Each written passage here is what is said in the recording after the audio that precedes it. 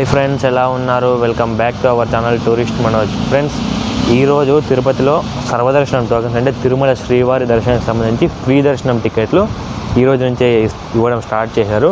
So చాలామందికి ఈ tickets ఎలా తీసుకోవాలి, ఏమేమి అక్కడ డాక్యుమెంట్ చూపిస్తే ఇస్తారు, తర్వాత టైమింగ్స్ ఏంటి, టికెట్ ఎప్పుడు ఏ టైమింగ్లో తీసుకోవాలి, తర్వాత ఆ టికెట్ తీసుకొని అలిపిరి ఘాట్ రోడ్ ద్వారా వెళ్ళాలా, లేదంటే నడుచుకొని వెళ్ళాలా, కొండపైకి వెళ్ళిన తర్వాత ఎక్కడ రిపోర్ట్ చేయాలి, దర్శనం ఎలా ఉంటుంది అనేసి ఈ వీడియోలో మీకైతే మొత్తం ఒక ఎంటైర్ సర్వదర్శనం వీడియో అయితే మీకైతే ఈ వీడియోలో చూపించడం జరుగుతుంది.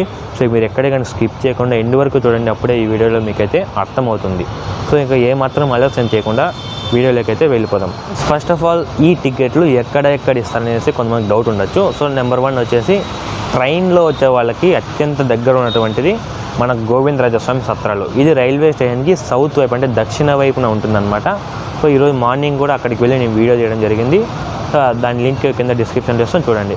సో ఈ గోవిందరాజస్వామి సత్రాల్లో మనకి టికెట్లు ఇవ్వడం జరుగుతుంది. తర్వాత బస్సు ద్వారా వచ్చిన వాళ్ళకి శ్రీనివాసం కాంప్లెక్స్ అంటే బస్ స్టాండ్కి ఆపోజిట్లో ఉంటుందన్నమాట. శ్రీనివాస కాంప్లెక్స్ ఇస్తారు. తర్వాత అలిపిరి భూదేవి కాంప్లెక్స్లో కూడా మనకి టికెట్ ఇవ్వడం జరుగుతుంది. సో ఓవరాల్గా మీరు బస్సులో వచ్చినా, ట్రైన్లో వచ్చినా, ఎలా వచ్చినా కూడా ఈ 3 కౌంటర్స్లో ఏదో కౌంటర్ దగ్గరికి వెళ్ళి మీరైతే టికెట్ తీసుకోవడానికి అయితే ప్రయత్నించండి. నెక్స్ట్ టాపిక్ ఏంటంటే, ఈ సర్వదర్శన్ టోకెన్ తీసుకోవడానికి టైమింగ్స్ ఏమైనా ఉన్నాయనేసి అడుగుతున్నారు. సో మామూలుగా తిరుమల తిరుపతి దేవస్థానం వాళ్ళు అఫీషియల్గా ఏమని చెప్పారంటే, ప్రతిరోజు అంటే మనం రేపు దర్శనానికి వెళ్ళాలంటే ఈరోజు దర్శనం టికెట్ తీసుకోవాలి. కాబట్టి ఈరోజు ఎన్ని గంటలకి టికెట్లు ఇవ్వడం స్టార్ట్ చేస్తామంటే ఉదయం 9 గంటల నుంచి స్టార్ట్ చేస్తామని చెప్పారు. అంటే మీరు రేపు కూడా దర్శనం వెళ్ళాలనుకుంటే మీకు ఈరోజు ఉదయం 9 గంటల నుంచి టికెట్లు ఇస్తారనమాట. అది అఫీషియల్. కానీ ఈరోజు అక్కడ నేను వెళ్ళి ప్రాక్టికల్గా చూశాను కాబట్టి అక్కడ ఉదయం 4 గంటలకే టికెట్స్ అనేది ఇవ్వడం స్టార్ట్ చేసేసారు. నేను మార్నింగ్ 9 అక్కడికి వెళ్ళేసి చూస్తే ఆల్మోస్ట్ 10,000 టికెట్లు పూర్తిగా కంప్లీట్ అయిపోయినాయి. ఇంకా కేవలం 5,000 టికెట్లు మాత్రమే ఉన్నాయి. కాబట్టి మీరు రేపు కనుక తిరుమలకు దర్శనానికి వెళ్ళాలనుకుంటే మీరు ఈరోజే ఉదయం 3 గంటల నుంచి లేదా 4 గంటల నుండి అక్కడ నేను చెప్పినటువంటి 3 లొకేషన్స్లో అంటే అలిపిరి భూదేవి కాంప్లెక్స్ కానివ్వండి, శ్రీనివాసం కాంప్లెక్స్, తర్వాత గోవిందరాజస్వామి సత్రాలు, ఈ 3 ప్లేసుల్లో ఏదో ఒక ప్లేస్కి వెళ్ళి మీరు అక్కడ క్యూలో నిలబడండి. తర్వాత వాళ్ళు ఉదయం 4 గంటలకైనా స్టార్ట్ చేయొచ్చు. అంటే భక్తుల రద్దీ అక్కడ పెరిగే కొద్దీ వాళ్ళు అంత ఫాస్ట్గా టికెట్స్ ఇవ్వడం స్టార్ట్ చేస్తారనమాట. సో ఇది ప్రీవియస్ ఎక్స్పీరియన్స్. తర్వాత ఈరోజు కూడా నేను చూడడం ద్వారా నేనైతే మీకు చెప్తున్నాను. సో మార్నింగ్ వాళ్ళు ఉదయం 9 గంటలకి ఇస్తామని చెప్పినా కూడా కానీ 4 గంటలకి అక్కడ స్టార్ట్ చేయడం జరిగింది. కాబట్టి మీరు ముందస్తు జాగ్రత్తలతో ముందుగానే అక్కడ క్యూ లైన్లోకి వెళ్ళడం ద్వారా మనకి టికెట్స్ అనేది ఖచ్చితంగా 100% మనకైతే టికెట్స్ దొరుకుతాయి ఫ్రెండ్స్. ఫస్ట్ ఆఫ్ ఆల్, ఈ సర్వదర్శనం టోకెన్ ఇక్కడ ఆఫ్లైన్లో తీసుకోవాలంటే మీకు తప్పనిసరిగా ఒక ఆధార్ కార్డు ఖచ్చితంగా ఉండాలి. సో ఆధార్ కార్డు కలిగిన ప్రతి ఒక్కరికి ఇవ్వరు. బిలో 12 ఇయర్స్ ఉన్న వాళ్ళకి ఇవ్వరు అనమాట. 12 సంవత్సరాల పైబడిన వాళ్ళకైతే ఇక్కడ ఆధార్ కార్డు తీసుకొని వస్తే టికెట్ ఇస్తారు. సో బిలో 12 ఇయర్స్ ఉన్న వాళ్ళ పరిస్థితి ఏంటంటే మీకు డౌట్ రావచ్చు. 12 సంవత్సరాల కంటే తక్కువ ఉన్న వాళ్ళకి దర్శనం టికెట్ అవసరం లేదు. అది 300 రూపాయల దర్శనమైనా తర్వాత ఫ్రీ దర్శనమైనా సరే పర్వాలేదు.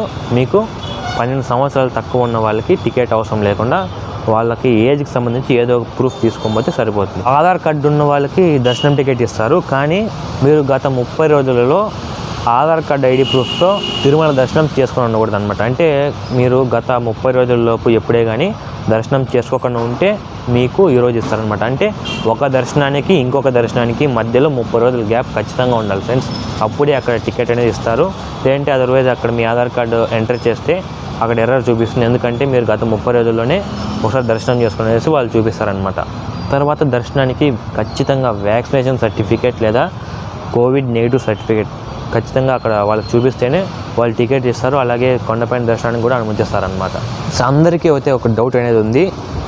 ఫ్యామిలీలో దాదాపు 5 నుంచి 6 మంది ఉంటారు కదా. సో 6 మంది అక్కడికి వెళ్ళకుండా కేవలం ఒక పర్సన్ వెళ్ళి అందరి దర్శనం టికెట్లు తీసుకొని వచ్చేచ్చు అనేసి చాలామంది కామెంట్ సెక్షన్లో కామెంట్ చేస్తున్నారు. సో అలా వెళ్ళడానికి అయితే కుదరదు ఫ్రెండ్స్. ఎందుకంటే ఎవరి ఆధార్ కార్డు వాళ్ళే ఇండివిజువల్గా అక్కడికి వెళ్ళి అక్కడ మీ ఆధార్ కార్డు వాళ్ళు టైప్ చేస్తారు. తర్వాత అక్కడ మీ ఫోటో స్కాన్ చేస్తారనమాట.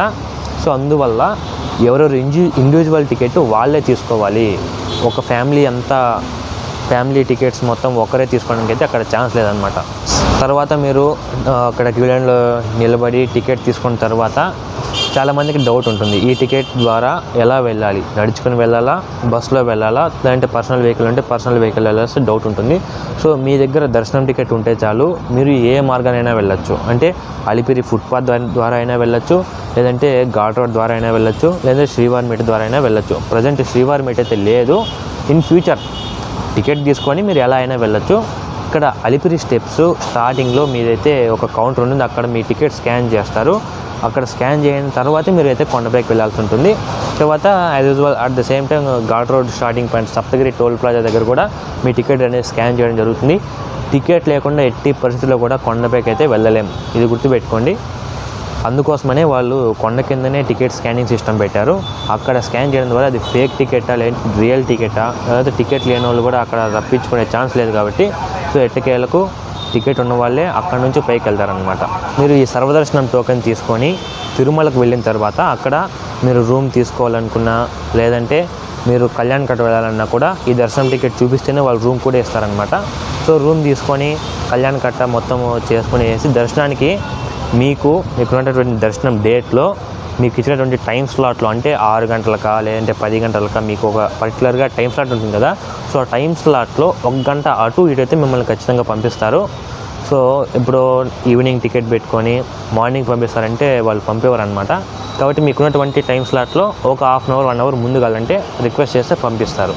ఈ దర్శనం టికెట్ మీరు ఎక్కడ రిపోర్ట్ చేయాలంటే ATGH సర్కిల్. ఇది ఎక్కడ ఉంటుందంటే ఎగ్జాక్ట్గా మీరు ముందు దివ్య దర్శనం టోకెన్ తీసుకొని ఎక్కడ రిపోర్ట్ చేసేవాళ్ళు అక్కడే అనమాట. ఇది కూడా ATGH సర్కిల్, ఇది ఇక్కడే అనమాట. సర్వదర్శనం టోకెన్ పొందిన ప్రతి భక్తుడు ఏదనే దర్శనానికి అయితే వెళ్ళాల్సి ఉంటుంది. దర్శనానికి వెళ్ళేటప్పుడు మీ దర్శనం టికెట్తో పాటు మీరు కొండ కింద ఏ ఆధార్ కార్డు అయితే ఇచ్చింటారో ఆధార్ కార్డు మీ దర్శనం టికెట్తో పాటు తీసుకొని వెళ్ళాలి.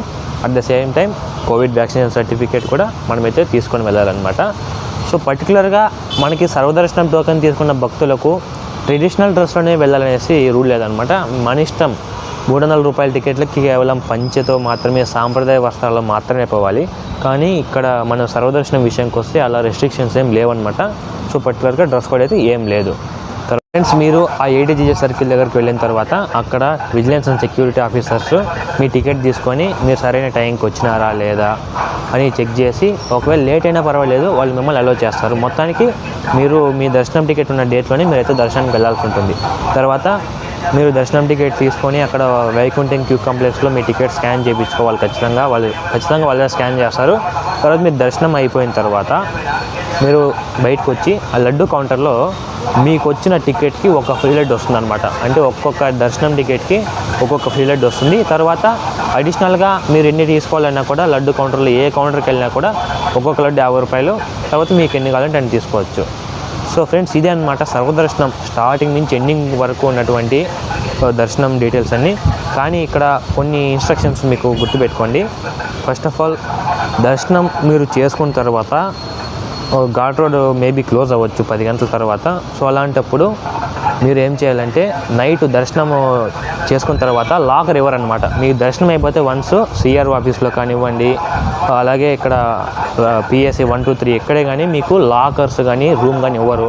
దర్శనం టికెట్ ఉంటేనే ఇస్తారు.